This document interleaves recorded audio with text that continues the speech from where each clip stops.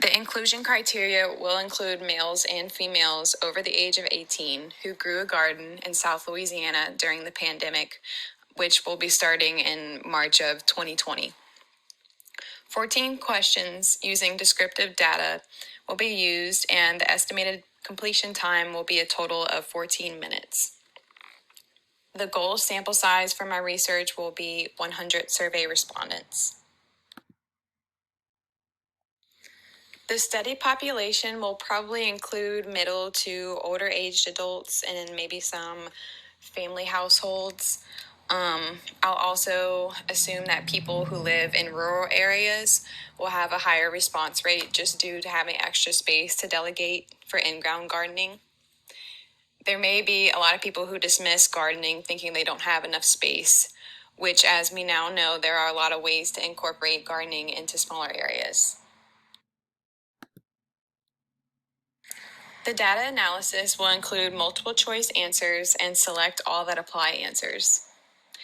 For demographic data, drop-down boxes will be provided for accuracy, and text boxes will be provided for answer choices that require any further explanation. So this is the actual survey that I'll be using in my research, and I'll be performing a descriptive data analysis on this. So I'll just be taking all these answers from subjects and then just dividing them between demographical data and where they're from. So the survey questions include: what is your age in years? If you're male or female? What is your zip code? Do you have a garden? Do you grow fruits or vegetables in your garden, or both? When did you start gardening? Is this the first time you have grown a garden? If not, how much experience do you have gardening?